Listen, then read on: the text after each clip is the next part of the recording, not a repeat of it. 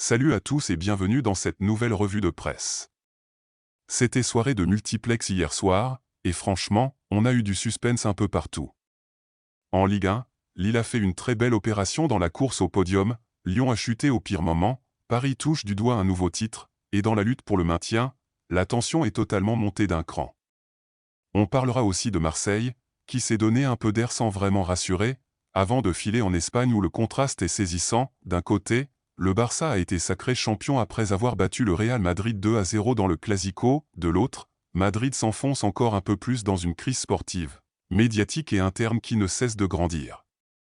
Le score du Clasico et les buteurs ont bien été confirmés. Marcus Rashford a marqué à la 9e minute, Ferran Torres a doublé la mise à la 18e, et cette victoire a permis au Barça de conserver son titre en Liga. On ira ensuite en Angleterre, avec Arsenal qui voit le titre se rapprocher, puis en Italie où l'AC Milan est en train de sombrer au plus mauvais moment. Allez, c'est parti. On commence avec la Ligue 1, et d'abord avec Lille. Le LOSC s'est imposé 1-0 sur la pelouse de Monaco. Une victoire très importante, qui permet aux Dogs de remonter sur le podium à une seule journée de la fin. Résultat, Lille recevra Auxerre lors de la dernière journée et aura donc son destin en main pour aller chercher une qualification directe en Ligue des Champions, tout en gardant évidemment un œil sur le match entre Lyon et Lens. Et justement, le malheur des uns a clairement fait le bonheur des autres. Parce que dans le même temps, Lyon a chuté au pire moment en perdant 2-1 à Toulouse. Les Lyonnais peuvent avoir énormément de regrets, de la naïveté défensive, des occasions ratées, des frustrations liées à l'arbitrage, bref, tout s'est accumulé. Conséquence directe, l'OL se retrouve 4e. Lyon peut encore finir 3e si Lille craque au dernier moment, mais dans le pire des scénarios, le club peut aussi glisser jusqu'à la 5e place. Devant tout ce monde, Paris a fait le travail. Le PSG s'est imposé 1-0 contre Brest grâce à un superbe but de Désiré Doué. Il ne manque plus qu'une officialisation, Paris n'a besoin que d'un point mercredi soir sur la pelouse de Lens, dans ce match en retard, pour aller chercher son 15e titre de champion de France. Et puis il y avait aussi la course au maintien, avec sans doute le match le plus tendu de la soirée. Auxerre, 16e et barragiste, recevait Nice, 15e et premier non relégable. Le match de la peur a tenu toutes ses promesses. Ce sont finalement les Bourguignons qui l'ont emporté 2-1, malgré l'ouverture du score de Sofiane Diop. Grâce à cette victoire, Auxerre repasse devant Nice, qui se retrouve barragiste pour la première fois de la saison, et au plus mauvais moment. Et la dernière journée s'annonce complètement folle. Auxerre se déplacera sur la pelouse de Lille, qui jouera sa place sur le podium, pendant que Nice recevra Metz, déjà relégué en Ligue 2 et absent du décor depuis un bon moment. Clairement, on n'est pas encore au bout des surprises. On reste en France, direction le sud. Les Marseillais ont retrouvé un peu le sourire après leur victoire 1-0 sur la pelouse du Havre. Une victoire sans grande maîtrise, un match pas franchement brillant, mais 3 points quand même, et parfois c'est tout ce qu'on demande à ce stade de la saison. Le but est venu d'un pénalty transformé par Mason Greenwood. Ce succès laisse encore de l'espoir à l'OM. Une victoire contre Rennes lors de la dernière journée permettrait à Marseille de se qualifier directement pour la Ligue Europa en terminant 5e. Ce serait évidemment un moindre mal au vu de la fin de saison cauchemardesque du club, mais surtout au vu du climat qui l'entoure en ce moment. Et d'ailleurs, l'entraîneur marseillais n'a même pas voulu savourer ce succès. En conférence de presse, il a surtout réglé ses comptes avec la presse, en dénonçant les rumeurs et les fausses informations sorties cette semaine. Il s'est dit lassé par les mensonges racontés à son sujet et à celui de ses joueurs, expliquant qu'il n'avait jamais vu un tel acharnement, mais qu'il restait solide. En face, Rennes arrive lancé. Le club breton s'est imposé après avoir renversé le Paris FC, pourtant devant au score. Rennes a gagné grâce à son duo Mbolo-Le Paul, et possède désormais 3 points d'avance sur l'OM. Autant dire que les retrouvailles de ce week-end s'annoncent extrêmement chaudes. Direction maintenant l'Espagne, où cette fois, le suspense est terminé. Le FC Barcelone est officiellement champion d'Espagne après sa victoire 2-0 contre le Real Madrid dans le Clasico. Un succès net, maîtrisé, avec un coup franc splendide de Marcus Rashford, puis un très beau but de Ferran Torres. Le Barça n'a quasiment jamais été mis en danger et l'addition aurait même pu être plus lourde sans plusieurs arrêts de Thibaut Courtois. Le résultat, lui, est confirmé, 2-0 pour le Barça, et la Liga dans la poche. La presse catalane s'est logiquement régalée, en mettant en avant la supériorité collective du Barça, la solidité du projet de Hansi Flick et la différence de structure entre une équipe qui construit et un rival qui semble se désintégrer. Côté madrilène, les mots sont beaucoup plus durs. Plusieurs médias espagnols décrivent un Real sans âme, sans esprit, en pleine crise, et plus que jamais perdu dans ses contradictions. Le contraste entre les deux clubs n'a jamais paru aussi fort. L'idée d'un Barça construit face à un Real qui se démonte de l'intérieur revient très fortement dans les réactions post-match. Et ce qui rend cette défaite encore plus grave pour Madrid, c'est le contexte. Quelques jours avant le Clasico, le club était déjà secoué par l'affaire Valverde-Tchouaméni, et justement, il faut revenir sur ce qui s'est passé au Real Madrid, parce que tout s'enchaîne. Après leur altercation à l'entraînement, Federico Valverde et Aurélien Tchouaméni ont été sanctionnés financièrement par le club. Le Real Madrid a confirmé une amende de 500 000 € pour chacun des deux joueurs, en précisant qu'ils avaient exprimé leurs regrets, se sont excusés l'un envers l'autre, puis envers le club, leurs coéquipiers, le staff et les supporters. Le club a choisi de clore ainsi la procédure interne. Dans la foulée, Aurélien Tchouaméni est sorti du silence.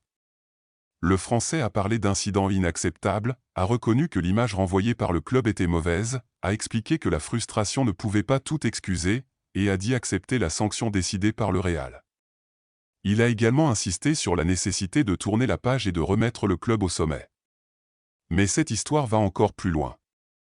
Plusieurs joueurs du vestiaire estiment désormais que Valverde et Vinicius Junior ne sont pas les bons profils pour porter le brassard. En clair, la bagarre n'a pas seulement terni l'image du groupe, elle a aussi fragilisé la question du leadership au sein du vestiaire madrilène. Luis Figo, lui, a réagi avec une forme de recul. L'ancien joueur du Real a expliqué que ce qui s'est passé n'était pas normal, mais que ce genre de dérapage existe dans tous les grands vestiaires, surtout quand la frustration s'accumule dans des groupes de 30 joueurs. Pour lui, ce n'est ni la première ni la dernière fois qu'un tel épisode se produit. Et comme si cela ne suffisait pas, la défaite dans le Clasico a encore alourdi l'atmosphère.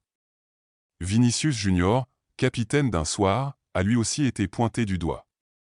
La presse catalane l'a attaqué sur son attitude, sur ses provocations envers le public barcelonais, sur son rappel du palmarès européen du Real, et sur sa nouvelle embrouille avec Gavi. Pour certains médias, il a incarné tout ce que le Real montre de plus nerveux et de plus brouillon dans cette fin de saison. Et puis il y a le cas Kylian Mbappé. Absent du Clasico après une rechute, il a malgré tout réussi à créer une nouvelle polémique depuis Madrid.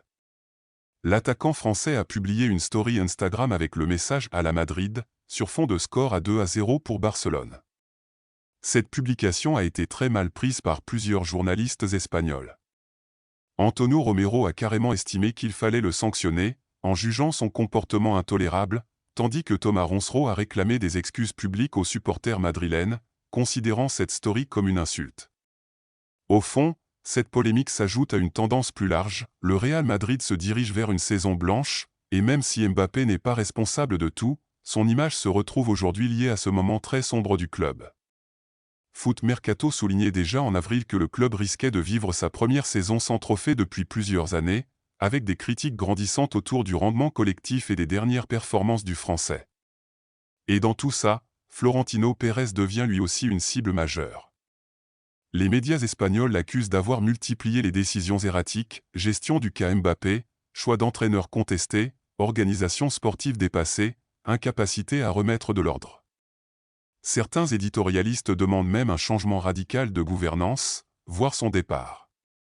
En résumé, le Clasico n'a pas seulement offert le titre au Barça. Il a aussi exposé au grand jour un Real Madrid fracturé, dépassé et désormais obligé de penser à une reconstruction coûteuse. On passe maintenant à la Premier League. Arsenal s'est imposé 1-0 sur la pelouse de West Ham, dans un match qui va faire énormément parler vu son scénario. Leandro Trossard a marqué à la 83e minute, puis West Ham a cru égaliser à la 95e grâce à Callum Wilson. Sauf que le but a finalement été refusé après intervention de la VAR, pour une faute sur le corner. Une décision qui relance encore tous les débats autour de l'arbitrage vidéo, surtout quand on se souvient de plusieurs situations favorables aux Gunners cette saison. Mais quoi qu'il en soit, Arsenal repart avec les 3 points, et avec ça, le titre n'est plus qu'à un pas. Il faudrait désormais un vrai miracle pour voir Manchester City revenir. Et dans cette victoire, il faut parler de David Raya. Le gardien espagnol a encore été impérial, décisif quand West Ham a réussi à mettre Arsenal sous pression. Si les Gunners vont au bout, il faudra vraiment rappeler à quel point Raya aura été l'un des patrons de cette équipe. On termine en Italie, où l'AC Milan traverse un moment très inquiétant. Les rossoneri se sont inclinés 3-2 à domicile face à l'Atalanta Bergame. C'est une deuxième défaite de suite, et surtout un troisième match sans victoire.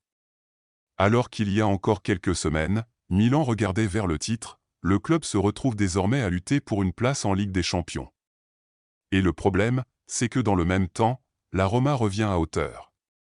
Milan va encore devoir affronter le Genoa et Cagliari, des matchs qui paraissaient largement à sa portée sur le papier, mais qui, vu la forme actuelle de l'équipe, ressemblent maintenant à de vrais pièges.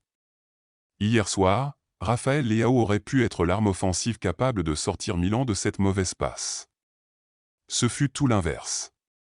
Le Portugais a totalement raté son match, a reçu un carton jaune qui le privera de la prochaine rencontre, et a même été sifflé par San Siro au moment de sa sortie à l'heure de jeu. Une soirée très dure, à l'image de sa saison. Pendant ce temps, la Roma, elle, continue de pousser. Le club de la Louve est allé chercher une victoire complètement folle à Parme grâce à 2 buts inscrits à la 94e puis à la 101e minute, alors que Parme menait encore 2-1. Et le héros du soir, c'est Daniel Malen, qui a offert la victoire aux Romains. Depuis son arrivée cet hiver, il a déjà inscrit 13 buts en Série A et il est même devenu le deuxième meilleur buteur du championnat. La fin de saison s'annonce complètement folle en Italie, surtout dans la course à la Ligue des Champions. Voilà les amis pour cette revue de presse. Entre le suspense total en Ligue 1, Marseille qui reste en vie, le Barça champion, le Real Madrid qui explose de l'intérieur, Mbappé encore au cœur d'une polémique, Arsenal qui touche le Graal et Milan qui s'écroule, l'actualité foot est encore complètement dingue. Dites-moi en commentaire ce qui vous choque le plus aujourd'hui. La crise du Real Madrid. La story de Mbappé pendant le Clasico. Ou la folie totale de cette fin de saison en Ligue 1. Et si la vidéo vous plaît, pensez au like, à l'abonnement, et on se retrouve très vite pour la prochaine revue de presse.